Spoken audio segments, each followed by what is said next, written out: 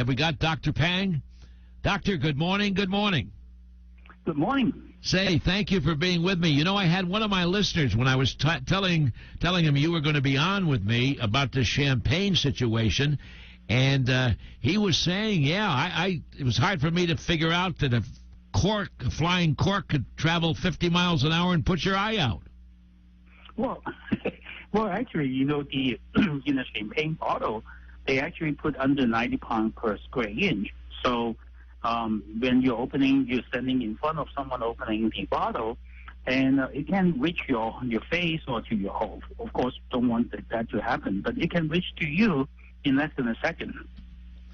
So again, now, what are some of your thoughts on New Year's Eve about drinking? Is the champagne, is that the big one that can really cause some problems if you don't do it right? Certainly, we see cases like myself, my own experience of those, as well as other colleagues, are saying that if you hit by a flying cork in the New Year Eve, they can cause abrasion to the cornea that is on the mouth side, but more severely, it can cause retinal detachment because of the high impact to the eye. So opening up the bottle in a safe and the proper manner is important.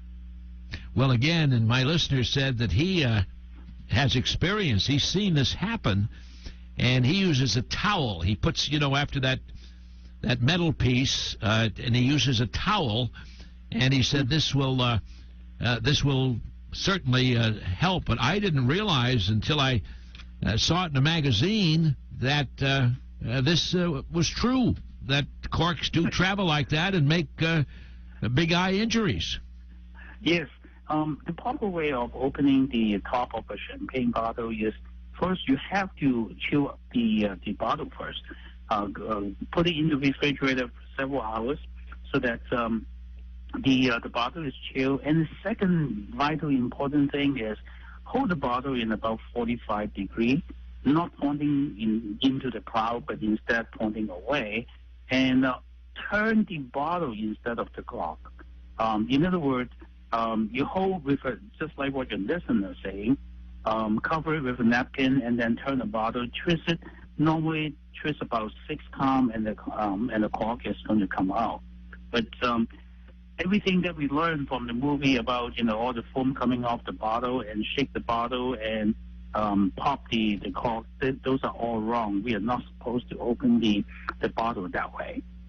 So just repeat that, Doctor. Just repeat it again for my listeners. Okay. First of all, of course, we remove the wire that is holding the cork in the bottle. Yeah. Secondly, put a napkin over the bottle so that you will not have any accidental release of the cork. And then hold the top of the bottle, twist the bottle instead of twisting the cork. Okay, so pointing in the 45-degree angle, so if there's any cork flying out, it's not going to fly to the cloud. So the most important thing is when you twist it about 6 times, and the cork is going to come out slightly, and then press down the cork so that it won't fly out.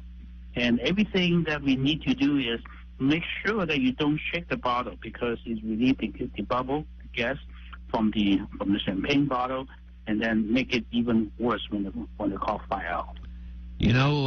Dr. Pang, I'll be honest with you. I never knew until, as I said, I read about this, and then I questioned it, and that's why we wanted you on our program, and you've been with me before. But I never, ever realized, and I'm sure there are many out there that probably didn't realize it either. As I said, I had a call from one of my listeners that he knows that, and because I was questioning this, when you say 50 miles an hour, I mean, wow. Actually, if they're talking about 40, they can actually they actually clock some of those cork flying out on the champagne bottle is that they can shoot out as far as 42 feet. So if you're talking about standing about 20 feet away, even 20 feet away from the bottle, you have a good chance that it'll hit your heart. And that can put your eye out. Yeah, and Retinal detachment, a direct hit will cause retinal detachment. Sometimes it can cause glaucoma from the impact of the cork from the bottle. Well, I'm certainly glad that I discussed this today and had you with me and the listener that called us as well. So I'm sure that the folks that are listening that are going to a party, if they have champagne or if they see somebody, they'll at least know that that can be injurious as far as hurting somebody. Yeah.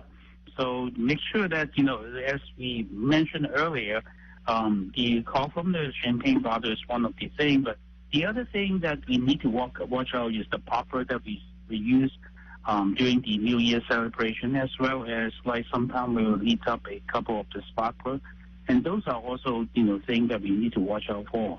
Popper have a lot of small metal pieces or plastic pieces. If you directly hit the face of somebody, it can cause corneal abrasion. Sparkler is a hard object that, especially for younger kids, when you move around with younger kids, you can easily burn a toddler's eye, or you can cause damages to a children's eye. Dr. Albert Pang. Doctor, thank you so much for being with me this morning, and I hope that you have a wonderful new year. I know we'll talk again, and I hope that this report this morning will save some folks who perhaps didn't even know about this. So thank you again. Have a safe New Year.